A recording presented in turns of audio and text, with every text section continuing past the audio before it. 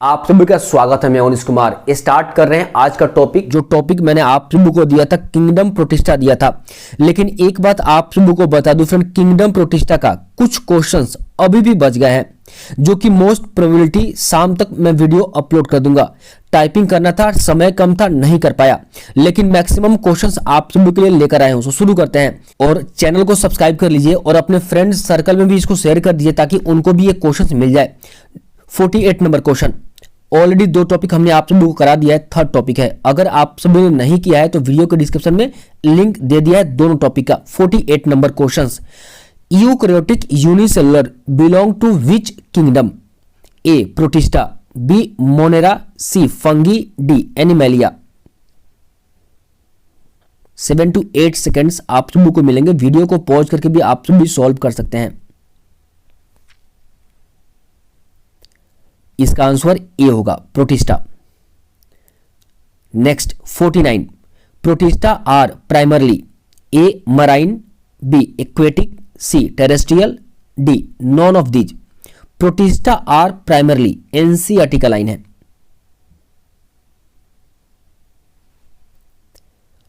इसका option B होगा। 50 number. ये 50 का 3 पॉइंट्स है और यहां पे इसका आंसर देना है। करेक्ट स्टेटमेंट्स कौन सा होगा? तो पहले इसको अच्छे से पढ़ लें। First number, kingdom Protista form a links with other dealing with plants, animals, fungi. Second number, being prokaryotic the protistan cell body contains as well defined nucleus and other membrane bound organelles. C protists reproduce asexually and asexually by a process involving cell fusion and zygote formation। अब देखिए इसमें से कौन सा option सही है। यहां पे क्लियर लिखा है, ए फर्स्ट और सेकंड सही है, B second and third, C first and third, D all of these. अगर एनसीईआरटी आपने अच्छे से पढ़ा होगा तो आपको ये आंसर पता होगा।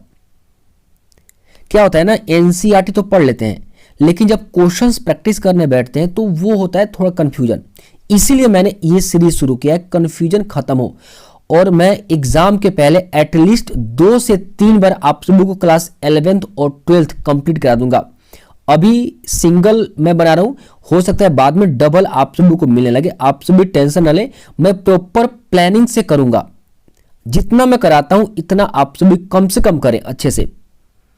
340 350 प्लस डेफिनेटली आप सभी को मिल जाएगा। अगर आपने इस बार 2020 का क्वेश्चन देखा होगा तो प्योर 100% एनसीईआरटी बेस्ड क्वेश्चन था।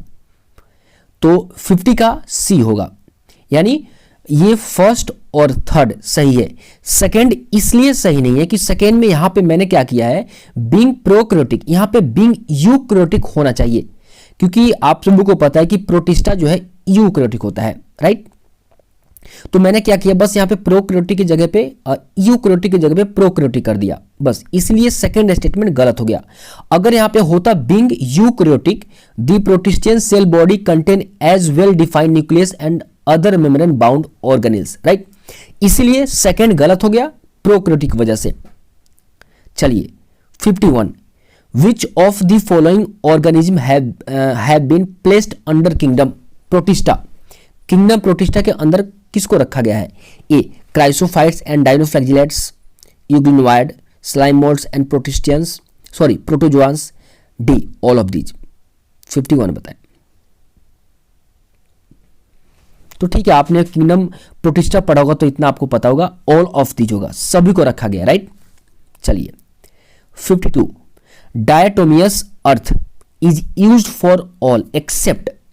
इन चारों ऑप्शन में किसको छोड़कर? Polishing, filtration of oil and syrups, algal blooms, none of these. मतलब कहने का इसका मतलब यह है कि डायटोमियस अर्थ जो होता है इसका फंक्शन क्या होता है, क्या करता है, यूज्ड किस लिए किया जाता है। तो पहले देखिए इस चारों में से, वैसे 4 तो नहीं है, 3 ऑप्शन में से डायटोमियस अर्थ का यूज कहां कहां है। अगर आपको लगता है कि इसमें नहीं है तो वही एक्सेप्ट में होगा,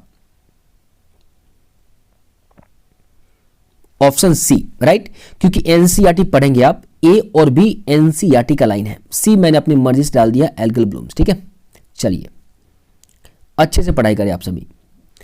53 this cell wall is composed of two thin overlapping cell which fit together like a soap case in A desmids, B diatoms, C dinoflagellates, D slime moulds. 53 बताएं।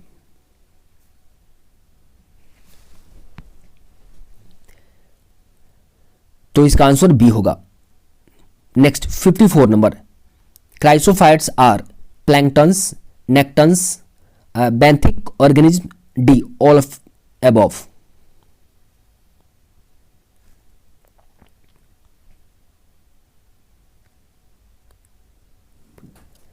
तो 54 का आंसर ए होगा। अगर आपने अभी तक आंसर नहीं सोच रखा है तो वीडियो को पॉज करके सोचें आप सभी, और सोचना है, फाइंड आउट करें। अगर थोड़ा टाइम लग रहा है अभी तो टाइम लगाए, ये नहीं सोचेंगे टाइम क्यों लग रहा है। अभी टाइम लगाएंगे, आप सभी सोचेंगे दिमाग से कि एनसीईआरटी में क्या आंसर है, तो थोड़ा सा आपका जो है ना, मतलब टाइम एक्यूरेसी जो है जल्दी, मतलब फास्ट होता जाए, डे बाय डे इंप्रूव करेगा, राइट।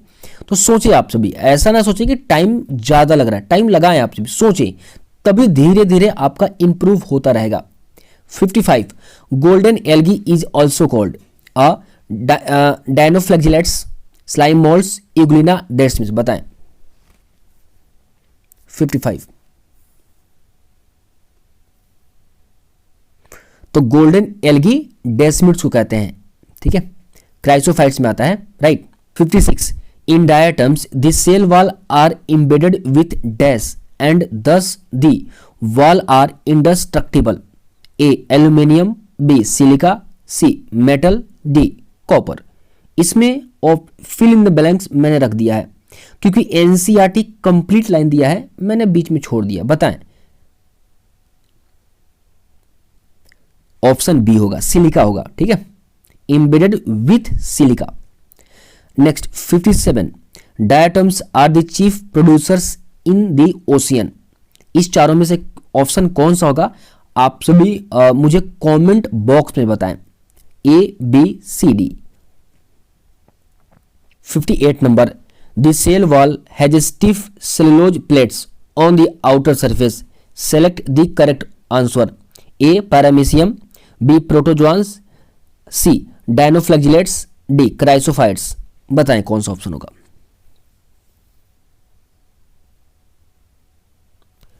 तो इसका ऑप्शन सी होगा। एनसीईआरटी पढ़ लेंगे डायनोफ्लैजिलेट्स तो आपको मिल जाएगा। 59 number, examples of red dinoflagellates, A Gonyaulax, B trypanosome, C Puccinia, D Rhizopus. बताएं आप सभी। इसका आंसर ए होगा, गोनियोलेक्स। ये बहुत खतरनाक होता है और मैं ये बहुत मतलब तेजी से रैपिड मल्टीप्लिकेशन करता है समुद्र में। और एक बात बता दूं, ये बहुत ज़्यादा अमाउंट में टॉक्सिक रिलीज करता है क्योंकि ये क्या करता है ना, पूरे समंदर को लाल कर देता है, जिसको रेड टाइड भी बोलते हैं, और जिसके कारण बहुत सारे मराइन फिश डेड कर जाते हैं, मर जाते हैं, ठीक है। इसके बारे में आप सभी पढ़ लेंगे।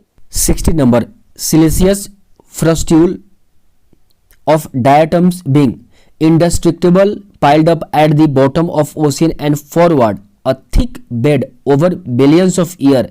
Such a thick bed is known as red tide, red sea, diatomous earth and pseudorocks। बताएं।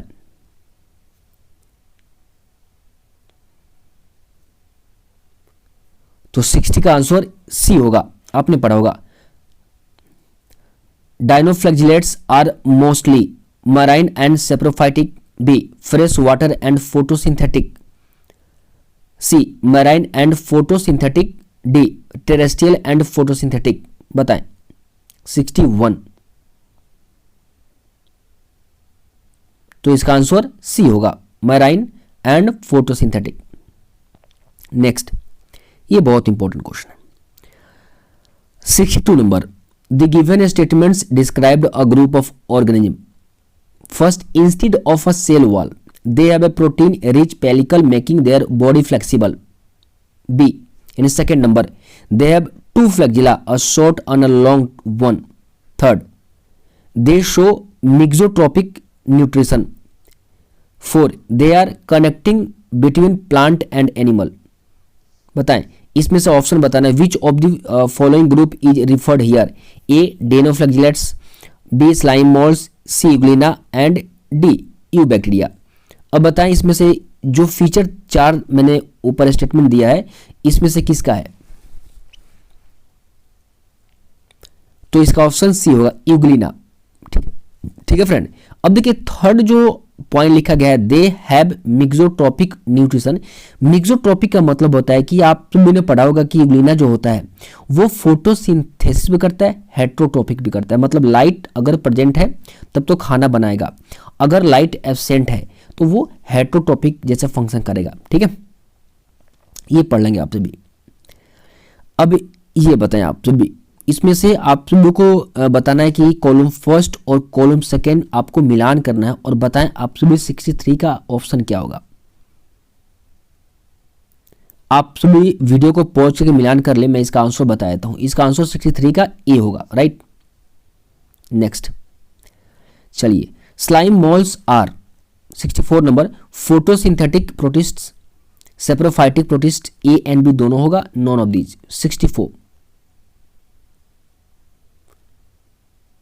तो एनसीईआरटी का फर्स्ट लाइन है, ये सेप्रोफाइटिक प्रोटिस्ट होता है। ठीक है, next 65, which of the following combination of characters is true for slime moulds.